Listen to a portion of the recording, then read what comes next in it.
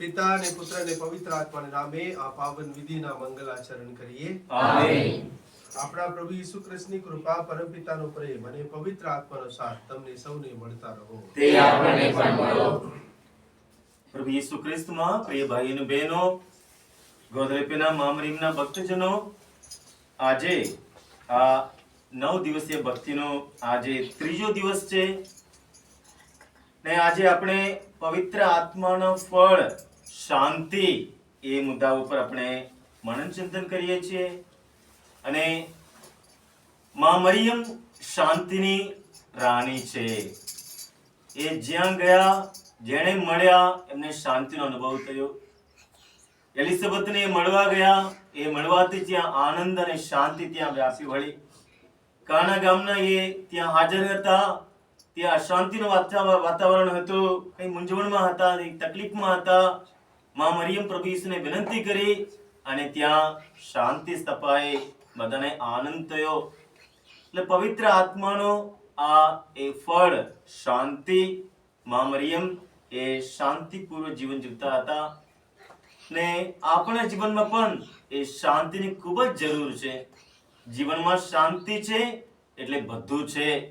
આપણે એકબીજાને મળીએ ત્યારે આપણે એ રીતે પૂછીએ શાંતિ, અને સામાન્ય હા શાંતિ છે બસ. મહેલમાં રહીએ તો ત્યાં શાંતિ નહીં હોય, કશું નહીં કહેવાય. ધન સંપત્તિ માલ મિલકત જરૂર છે, પણ કરી શાંતિ પ્રભુ પાસે છે. પ્રભુ પાસે છે એટલે પ્રભુ ઈસુ કહે છે, આ દુનિયા નહીં આપી શકે એવી શાંતિ હું આપીશ. હો થાકેલા આવો, બહારથી કચડાયેલા આવો, તમે બધા મારી પાસે આવો, હું તમને આરામ આપીશ. આજે આપણે એ વરદાન માટે આપણે પ્રાર્થના કરીએ. અને આજે આ ખ્રિસ્ત યજ્ઞ અર્પણ કરી આપણા માટે પ્રાર્થના કરવા ફાધર માલર, મોડાસા તાબાના સભા પુરોહિત, આપણી મધ્યે હાજર છે. આપ સૌ વતી હું એમનો આભાર કરું છું અને એમના માટે પણ આપણે પ્રાર્થના કરીએ. મારા સાથે આવવાના તમામ શ્રદ્ધાળુઓ માટે પ્રાર્થના કરીએ. પુરોહિત તરીકે ફાધરની સેવા માટે આપણે પ્રાર્થના કરીએ. ને આજે આ મહિનાનો પ્રથમ શુક્રવાર છે. પ્રભુ યેસુ ક્રુસ ઉપર પોતાની જાતનું બલિદાન આપ્યું છે આપણા ઉપરના પ્રેમને લીધે, અને પુનરુત્થાન પામેલા પ્રભુ યેસુ શિષ્યોને દર્શન આપ્યા, તમને શાંતિ હો એ જ વરદાન આપ્યું હતું. આ ખ્રિસ્ત યજ્ઞમાં આપણે પ્રાર્થના કરીએ કે પ્રભુની શાંતિ આપણા ઉપર, આપણા પરિવારના એક વ્યક્તિ ઉપર અને આપણા ઘરમાં ભરપૂર રહે એવી પ્રાર્થના કરીએ. સાથોસાથ જે સમય, જે ઘડી આપણે એ શાંતિનું સ્થાપવા માટે, શાંતિનું વાહન નહીં બની હોય, આ શાંતિનું વાતાવરણ ઊભું કરવા માટે આપણું કાર્ય, આપણું વલણ કઈ કારણ બન્યું હોય એ ક્ષણો યાદ કરીએ. પ્રભુ પાસે, એકબીજા પાસે માફી માંગીએ.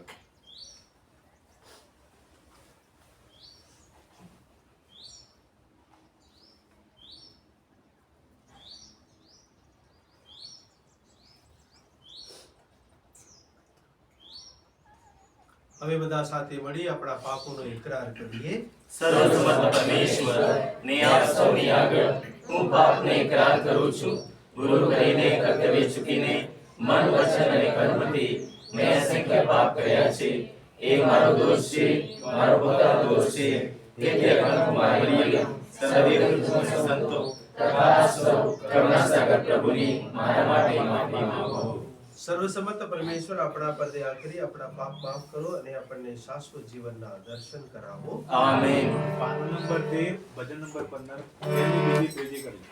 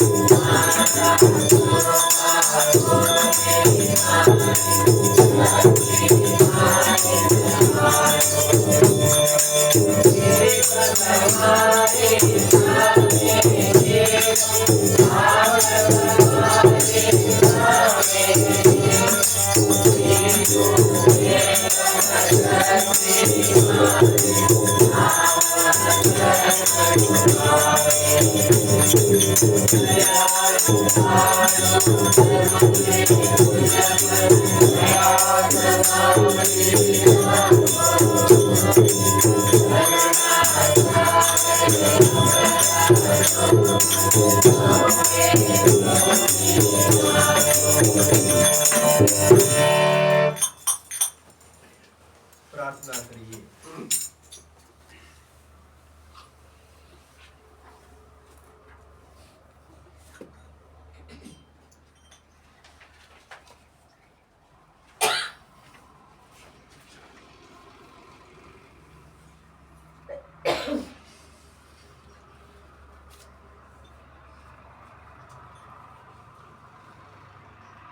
પૂરી શક્તિ સહિત અમારી વચ્ચે પધારો પ્રભુ.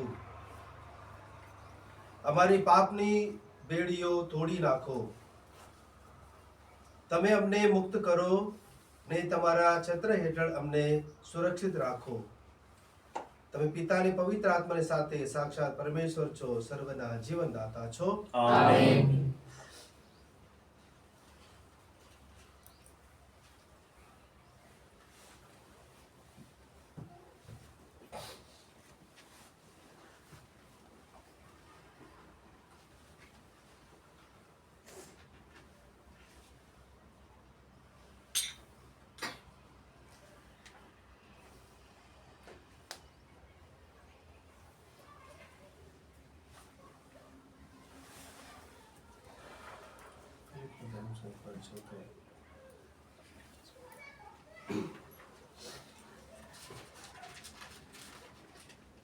પહેલો શાસ્ત્ર પાઠ ફિલિપીના ધર્મસંઘ પરના સંત પાઉલના પહેલા પત્રમાંથી પાઠ.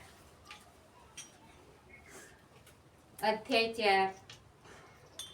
એટલે મારા બંધુઓ, મારી પ્રીતિ અને ઝંખનાના પાત્રો, મારા અંતરના આનંદમાં અને સ્થિરતા જ તમે પ્રભુના માર્ગમાં મક્કમ રહેજો.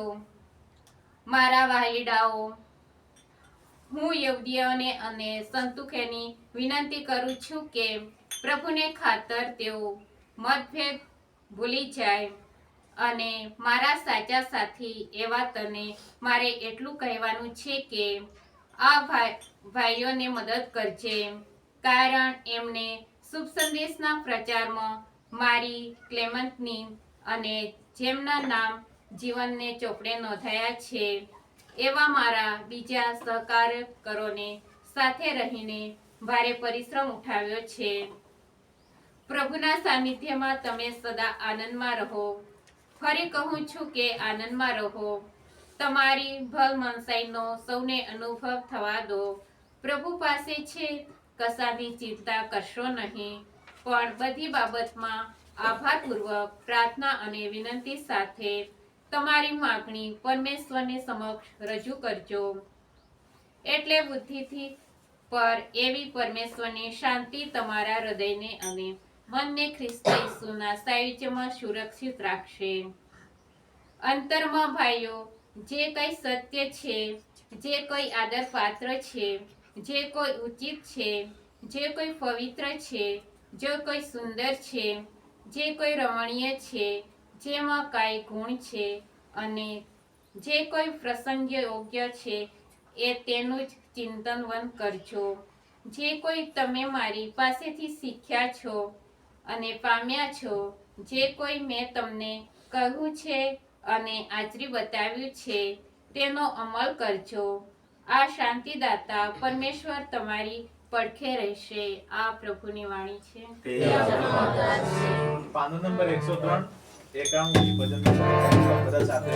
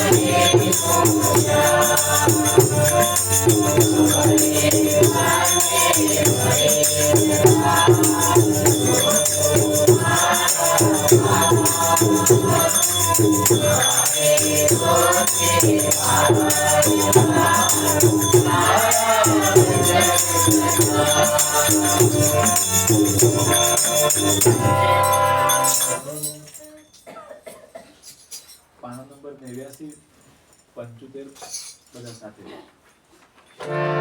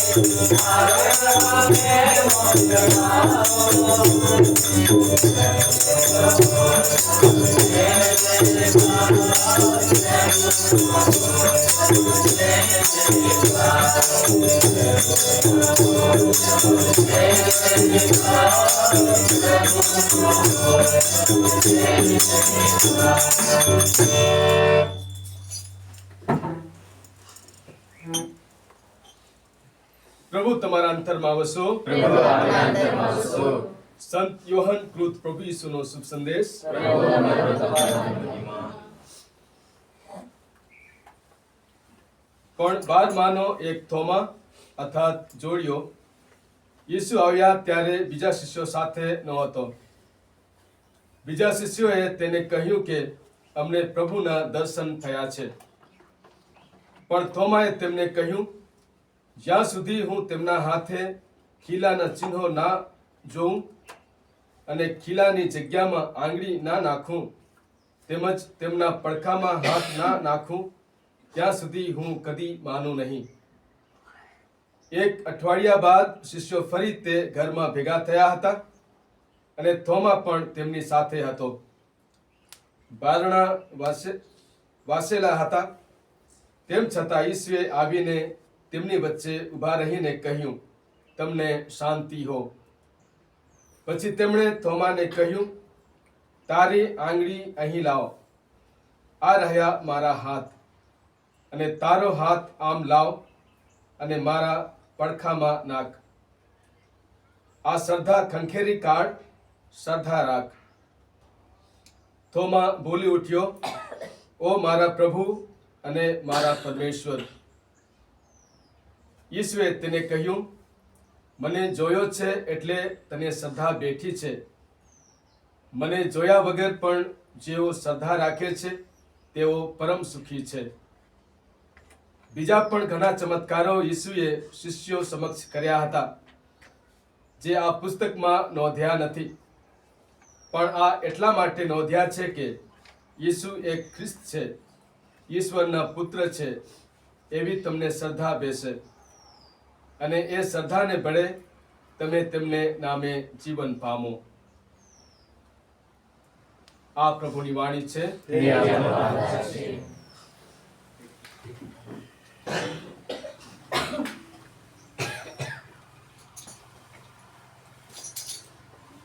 ખ્રિસ્તી ઈસુમાં મારા વાલા ભાઈઓ તથા બહેનો, ગ્વાદલુપે માતા મરિયમના આ 9 દિવસની ભક્તિમાં આજે આપણે ત્રીજે દિવસે પહોંચ્યા છે અને આજના ચિંતન મનન માટે મુખ્ય વિષય આપણને આપવામાં આવ્યું છે શાંતિ.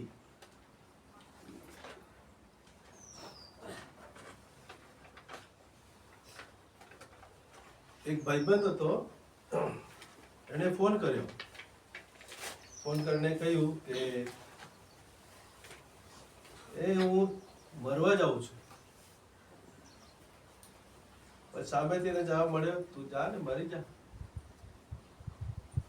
કીધું કે એનો મને વાંધો નથી, પણ કેમ તને ફોન કરે ખબર છે? મારે જાણવું પણ નથી.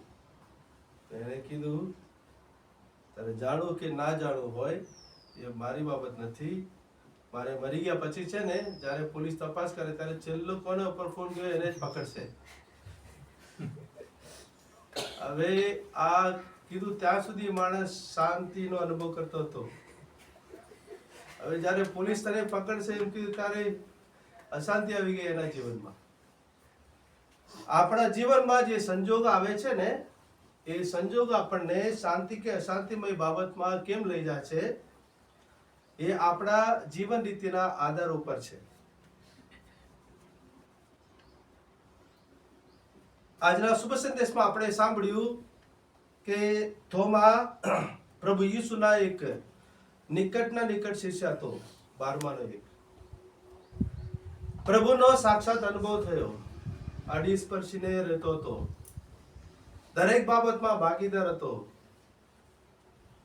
અને પ્રભુ ઈસુ જ્યારે ચમત્કાર કરતા હતા ત્યારે એને સાક્ષી પણ બન્યો.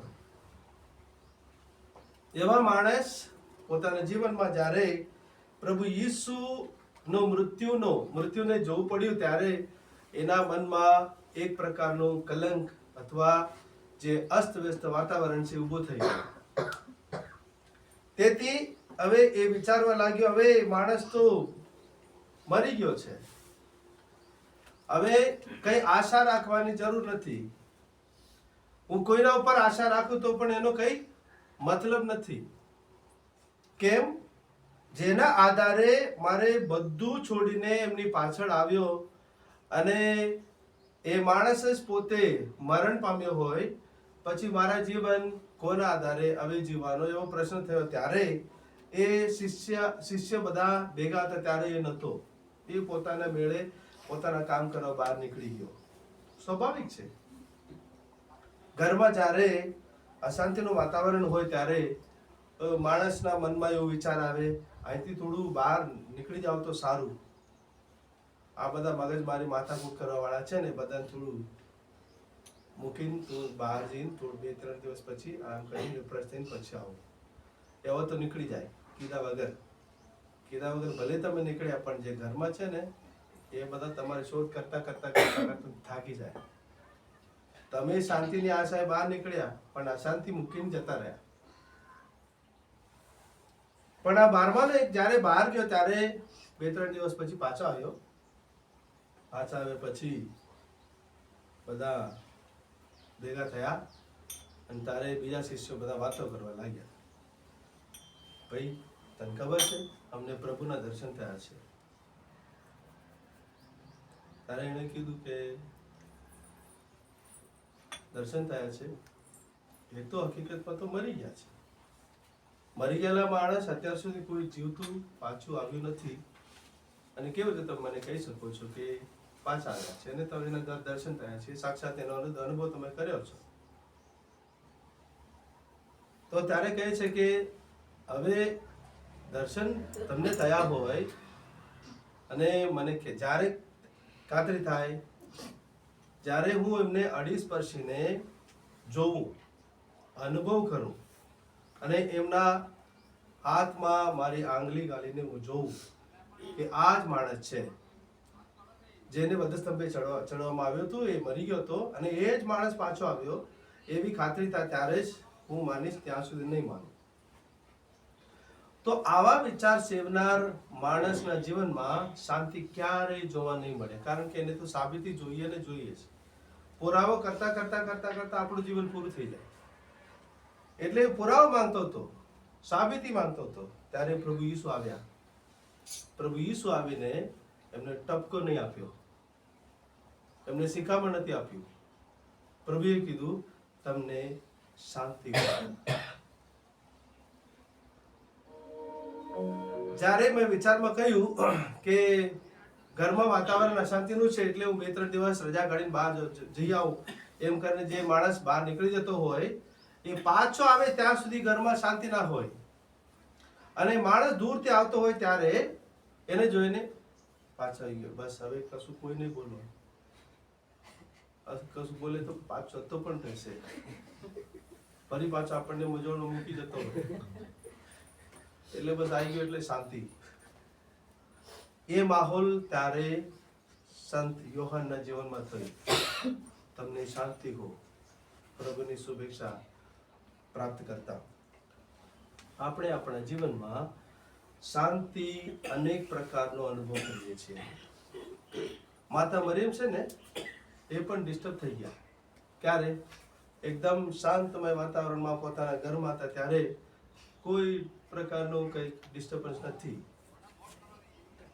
પણ જ્યારે ગાબ્રિએલ દૂત આવ્યા ને ત્યારે કીધું મરિયમ પ્રણામ. ગામવાળાએ કોઈ નહીં પૂછ્યું ને, માતા મરિયમ એવું કશું નહીં કીધું. નાની છોકરી હતી 12 વર્ષની. આપણે આપણા ગામમાં 12 વર્ષની છોકરીને કેટલું માન સન્માન આપે ને. પણ જ્યારે ગાબ્રિએલ દૂતને જોયા ત્યારે એમણે કીધું કે સૌ સ્ત્રીઓમાં તું ધન્ય છે. નાની છોકરીના જીવનમાં આ પ્રકારના પ્રણામ, એ કેવી રીતે પેટમાં રહેશે? એ પચાવવાની તાકાત પણ નથી. તોય માતા મરિયમે સાંભળ્યું અને કીધું કે સૌ સ્ત્રીઓમાં તું ધન્ય છે. એટલે આખી દુનિયામાં જેટલા બી સ્ત્રીઓ છે બધામાં હું ધન્ય છું, અને મારી ઉંમર અત્યારે 12 જ છે. ત્યારે માતા મરિયમ ડિસ્ટર્બ થઈ ગયા, મૂંઝવણમાં ગયા. પછી વાર્તાલાપ થઈ, ચર્ચા વિચારણામાં એનો ખુલાસો થયો. ત્યારે માતા મરિયમે કબૂલ કર્યું, હું પ્રભુની દાસી છું, તારી વાણી મારા વિશે સાચી છે. શાંતિ. પછી કોઈ મૂંઝવણ નથી, કઈ બીજું વિચારવાની જરૂર નથી.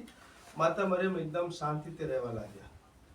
જ્યાં સુધી આપણને આવી રીતે શાંતિનો માહોલ જીવનમાં ઊભો ન થાય ત્યાં સુધી આપણું મન તો અસ્તવ્યસ્ત રહે છે. માટે આપણે અનેક બાબતો પાછળ પડીએ છીએ.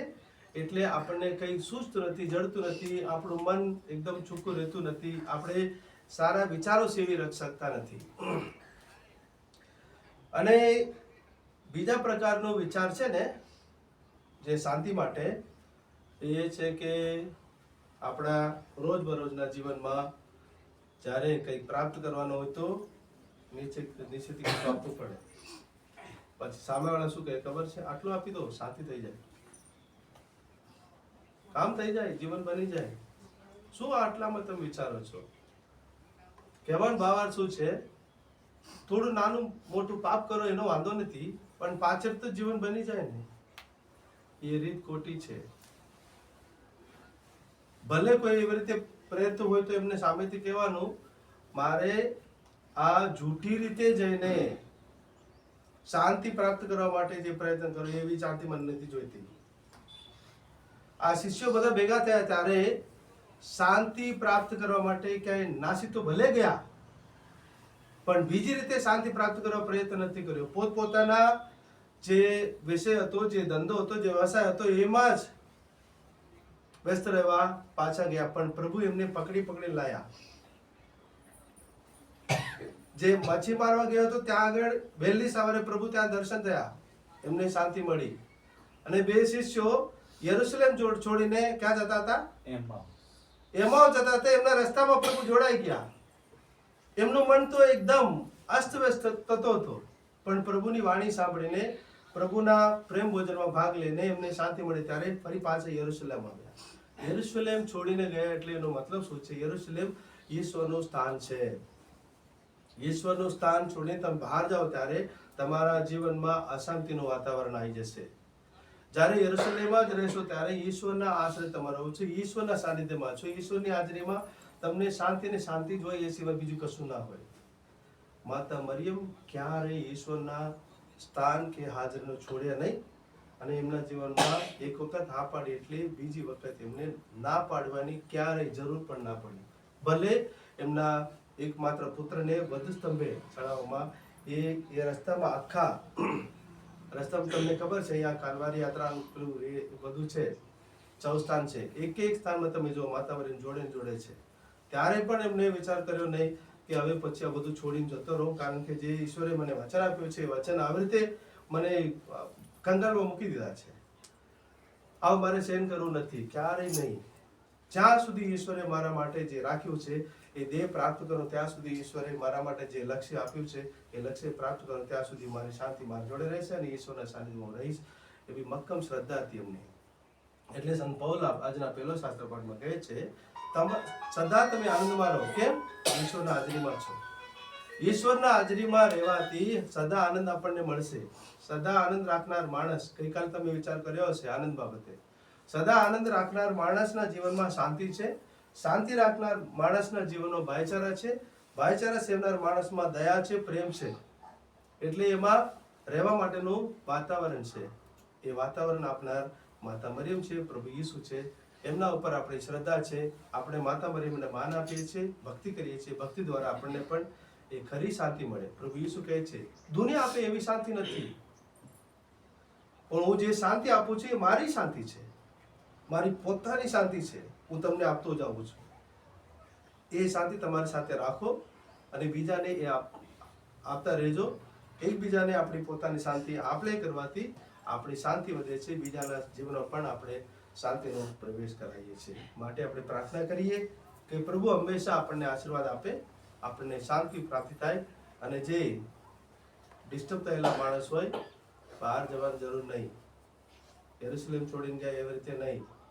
ધામે આવજો, માતા મરિયમના શરણે આવજો. માતા મરિયમને કહેજો કે આવું બધું બને છે મારા જીવનમાં. ત્યારે માતા મરિયમ તમને કહેશે હવે તમે મારી પાસે આવ્યા છો ને, બસ તમને શાંતિની પ્રાપ્તિ થાય. કેમ? મારા પુત્રને હું તમને કહીશ, તમારા માટે વિનંતી કરીશ, એ તમારા માટે શાંતિ મેળવી આપશે. પ્રભુ ઈસુની શાંતિ તમને ને મને બધાને હોય એવી પ્રાર્થના કરીએ. આમેન.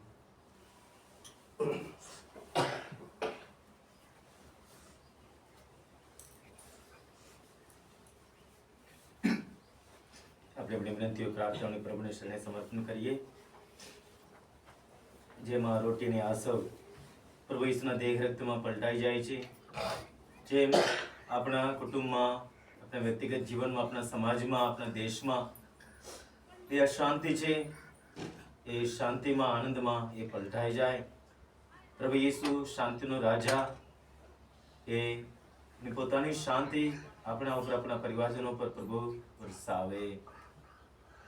બીમાર લોકો માટે પ્રાર્થના કરીએ, જે પ્રાર્થનાની માંગણી કરી છે. પ્રભુ એમને આશીર્વાદિત કરો, તમારી દિવ્ય શાંતિનો એમનો અનુભવ કરાવો. એ માટે પ્રભુને અરજ કરીએ. પ્રભુ દયા કરી અમારી અરજ સાંભળો. એ ઘણી જગ્યામાં યુદ્ધ ચાલી રહ્યું છે. પ્રભુ ઈસુ શાંતિનો રાજા આ દેશોના, રાજ્યોના આગેવાનોને એ સમય શક્તિ આપે અને શાંતિનું વાતાવરણ ઊભું કરવા બધાય આગળ આવે. એ માટે પ્રભુને અરજ કરીએ. પ્રભુ દયા કરી અમારી અરજ સાંભળો. આપણા તાબામના તમામ પરિવારો માટે પ્રાર્થના કરીએ. દ્વારકાના મા મરિયમના સર્વ ભક્તોના અને પરિવારો માટે પ્રાર્થના કરીએ કે આપણે જ્યાં હોઈએ ત્યાં શાંતિનું વાતાવરણ જાળવી રાખવા માટે આપણે યથાર્થ મહેનત કરીએ. માટે પ્રભુ આપણને જરૂરી કૃપાઓ, આશીષો આપે. એ માટે પ્રાર્થના કરીએ. પ્રભુ દયા કરી અમારી અરજ સાંભળો. આપણે યુવાનો, બાળકો માટે પ્રભુનો આભાર માનીએ, એમના માટે પ્રાર્થના કરીએ. હંમેશા પ્રભુની શાંતિ એમના જીવનમાં હંમેશા એ જાળવી રાખે. એ માટે પ્રાર્થના કરીએ. પ્રભુ દયા કરી અમારી અરજ સાંભળો. વિશ્વવ્યાપી ધર્મસભા માટે પ્રાર્થના કરીએ. આપણા વડા ધર્મગુરુ, આપણા ધર્માધ્યક્ષ, બધા પુરોહિતો, સાધુ બહેનો હંમેશા શાંતિનું વાહન બને. અને જ્યાં અશાંતિનું વાતાવરણ છે એ શાંતિની સ્થાપના કરવા માટે એ પ્રાર્થનામય અને તાલ મહેનત કરે. એ માટે પ્રાર્થના કરીએ. પ્રભુ દયા કરી અમારી અરજ સાંભળો. થોડી મૌન રહી આપણા અંગત આરોગ્ય માટે પ્રાર્થના કરીએ.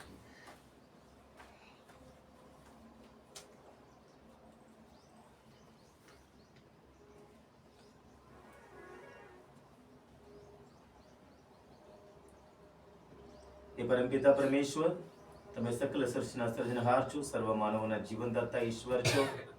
તમે અમને શાંતિ આપવા તમારા એકમાત્ર પુત્ર પ્રભુ ઈસુને આ જગતમાં મોકળી આપ્યા.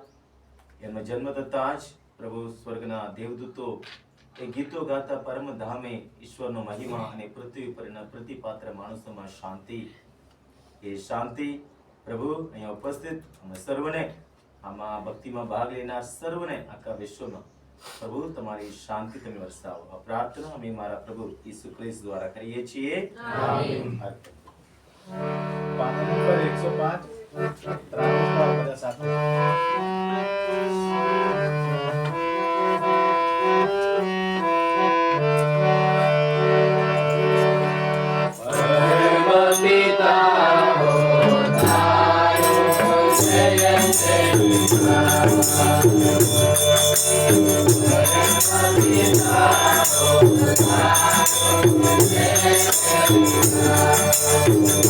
Thank you.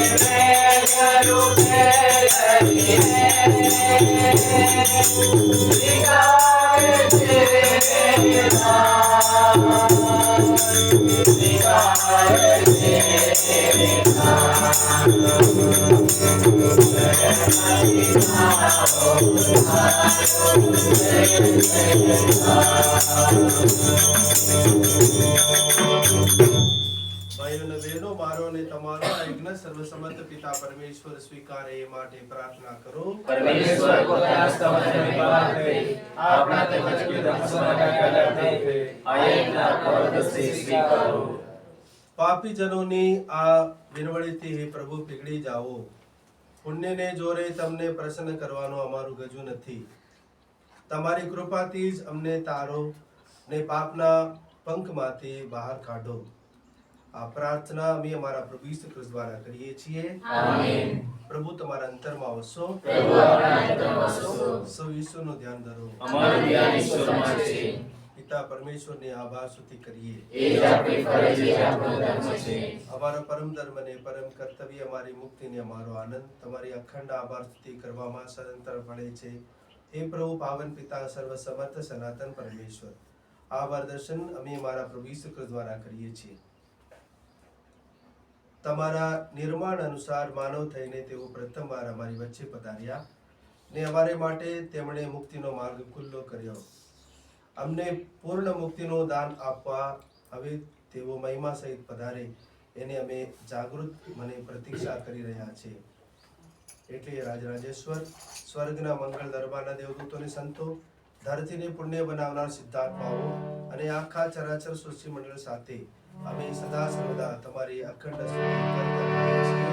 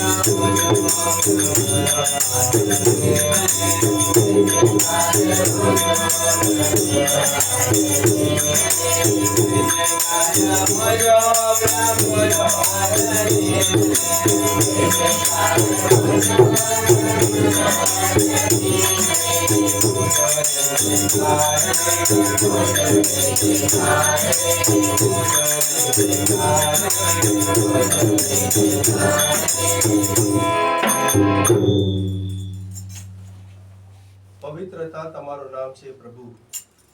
પવિત્રતાના તમે અનંત સ્ત્રોત છો. તમારા આત્માના સંસારને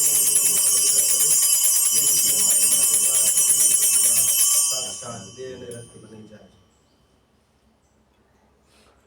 પૂરા જલથી અમારે ખાતર મોતને ભેટવા ગયા તે વેળાએ તેમને રોટલી લીધી, તમારી આભાર સ્તુતિ ઉચ્ચારી ને રોટલીના ટુકડા કરી શિષ્યોને આપતા કહ્યું, લો, તમે બધા આમાંથી ખાઓ. આ મારું શરીર છે, એ તમારી ખાતર અર્પણ થનાર છે.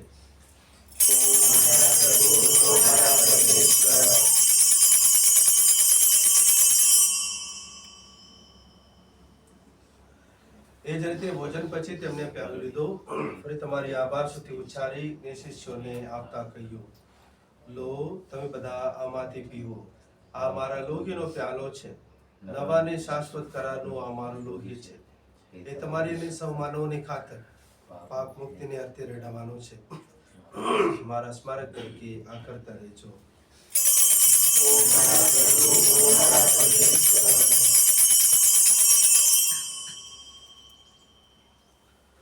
આપણી ધર્મ શ્રદ્ધાનું મહાન રહસ્ય છે.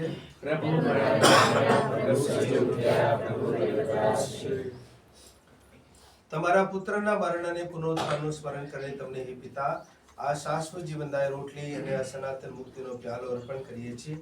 તમારા સાનિધ્યમાં આવી તમારી સેવા પૂજા કરવા તમે અમને લાયક ગણ્યા, એ માટે અમે તમારો આભાર માનીએ છીએ અને તમારે ચરણે પડીને વિનંતી કરીએ છીએ કે અમે બધા ઈસુ ખ્રિસ્તના દેહરત્નો આહાર કરીને પવિત્ર આત્માના પ્રતાપથી એક બની જઈએ. હે પ્રભુ, દુનિયાભરમાં ફેલાયેલી તમારી ધર્મસભાને યાદ કરો. એના બડા ધર્મગુરુ લિયોને, અમારા ધર્માધ્યક્ષ થોમસ મેકવાનને, સમગ્ર યાજ્ઞિક વર્ગને ને સૌ ભક્તજનોને પ્રેમનો પરમ વરદાન આપો. નવજીવનની આશાએ મૃત્યુ પામેલા અમારા આપજનોને તેમજ તમામ સદગત ભાઈ બહેનોને યાદ કરો. એમના પર તમારા દર્શનનો અનંત પ્રકાશ પાથરો.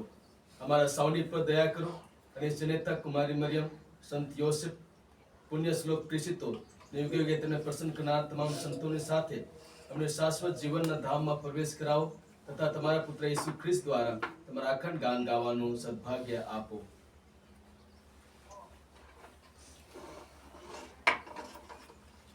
ઈસુ ખ્રિસ્ત દ્વારા તેમની સાથે તેમને પ્રતાપે તમને પરમ પિતા પવિત્ર આત્માની સાથ માનને મહિમામય રહે છે યુગોના યુગો સુધી.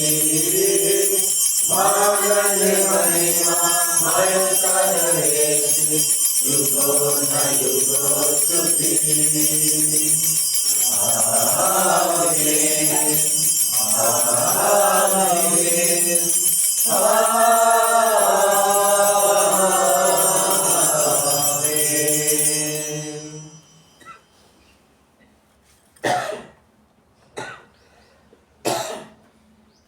હવે આપણા ઉદ્ધારક પ્રભુ ઈસુના શબ્દોમાં હિંમતભેર પરમપિતાને પ્રાર્થના કરીએ. હે અમારા બાપ, તું સ્વર્ગમાં છે, તારું નામ પવિત્ર બનાવો, તારું રાજ્ય આવો, જેમ સ્વર્ગમાં તેમ પૃથ્વી પર તમારી ઈચ્છા પૂરી થાવ. અમારી દરરોજની રોટલી આજ અમને આપ, અને જેમ અમે અમારા અપરાધીઓની ક્ષમા કરીએ છીએ તેમ તું અમારા અપરાધીઓની ક્ષમા કર, અને અમને પરીક્ષામાં ન લાવ, પણ દયાળુથી અમને બચાવ. તમામ મનુષ્યોથી અમને ઉગારી લો એ પ્રભુ. સગળા પાપથી અમને મુક્ત કરો.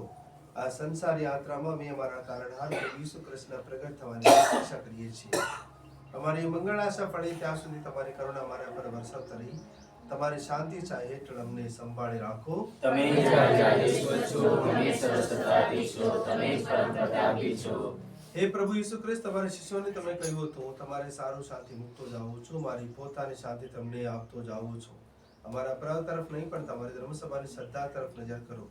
એને શાંતિ તથા એકતા બક્ષવાની કૃપા કરો. તમે પિતાને પવિત્ર આત્મા સાથે સાક્ષાત પરમેશ્વર છો, સર્વના જીવન દાતા છો. આમેન. પ્રભુની શાંતિ તમારા અંતરમાં સદા સર્વદા વસો. પ્રભુની શાંતિ આપણા અંતરમાં સદા સદા વસો. પરસ્પર એકબીજાને શાંતિ શુભેચ્છા પાઠવીએ. પ્રભુની શાંતિ. પ્રભુ ઈસુના દેરે તથા આપણા સૌનો અનંત કલ્યાણ થાવો. બલિદાન મૂર્તિવાળો પ્રભુ, તમે જગતના પાપીવાળા છો, અમારા પર દયા કરો. બલિદાન મૂર્તિવાળો પ્રભુ, તમે જગતના પાપીવાળા છો, અમારા પર દયા કરો. બલિદાન મૂર્તિવાળો પ્રભુ, તમે જગતના પાપીવાળા છો, તમારી શાંતિ અમને આપો. હે પ્રભુ ઈસુ ખ્રિસ્ત, હેઠળ સ્વરૂપ ઈશ્વરના પુત્ર પરમપિતાના દેશની પવિત્ર આત્માના સહકારથી તમારા મૃત્યુ દરમિયાન જગત પર જીવનના ઘરણા આવ્યા. તમારા ભાવદેખના પ્રતાપે અમને સર્વ અપરાધોને નિષ્પત્તિ મુક્ત રાખો. તમારી ઈચ્છાને સદા વળગી રહીએ. તમારી કદી ખોટા ના કરે એવી કૃપા કરો.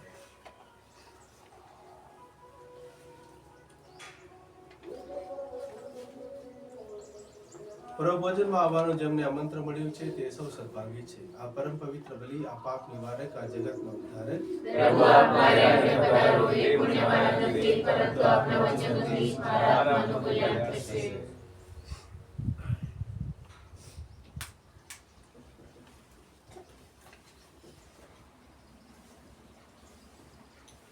પાનો નંબર 111, ભજન નંબર 105, બધા સાથે.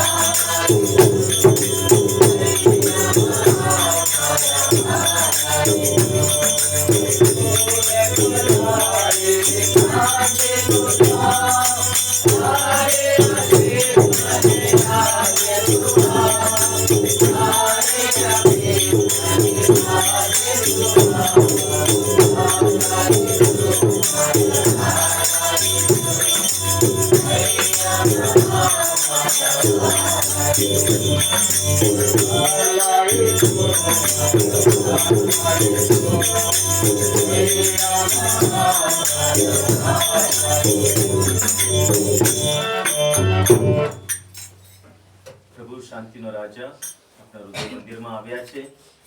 થોડી વાર મૌન રહી એમની હાજરીનો અનુભવ કરીએ. એ જે શાંતિ બક્ષે છે, આજે શુભ સંદેશમાં આપણે સાંભળ્યું, તમને શાંતિ હો, એ જ શબ્દ દ્વારા આ ક્ષણે પ્રભુ આપણે બધાને આશીર્વાદિત કરી રહ્યા છે. એમની દિવ્ય શાંતિનો થોડી ક્ષણ આપણે અનુભવ કરીએ.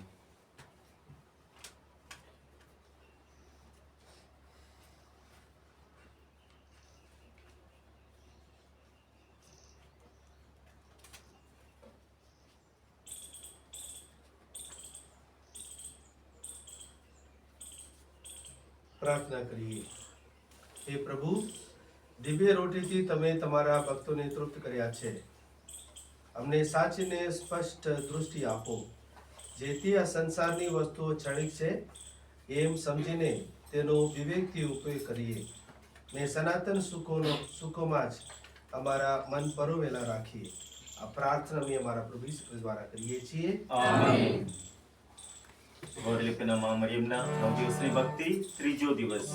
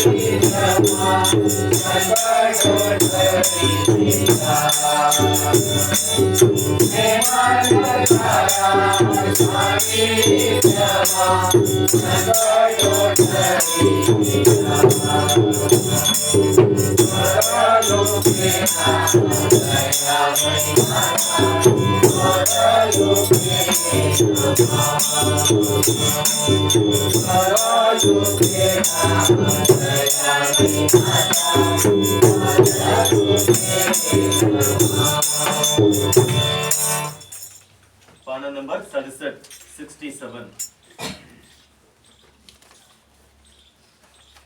ઓ મરિયમ, શાંતિની રાણી, માતા મરિયમની તમારી બાળવણી અને તમારું રક્ષણ શોધતો હું તમારી પાસે આવું છું.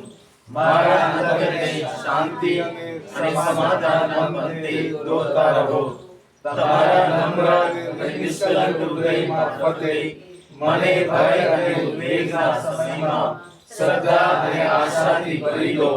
સહાનુભૂતિની નમ્રતાની અને તમારા દૈવી પુત્રમાં સંપૂર્ણ વિશ્વાસ મૂકવાની તમારી અનોખી રીતો મને શીખવાડો. 9 દિવસની આ ભક્તિમાં શ્રદ્ધાપૂર્વક તમને જે નમ્ર પ્રાર્થના કરું છું તે સાંભળો. મારી પ્રાર્થનાઓને તમારા પ્રિયતમ પુત્ર ઈસુના ચરણોમાં ધરવાની કૃપા કરો. થોડી વાર મૌન રહી આપના અંગત હેતુઓ માટે પ્રાર્થના કરીએ.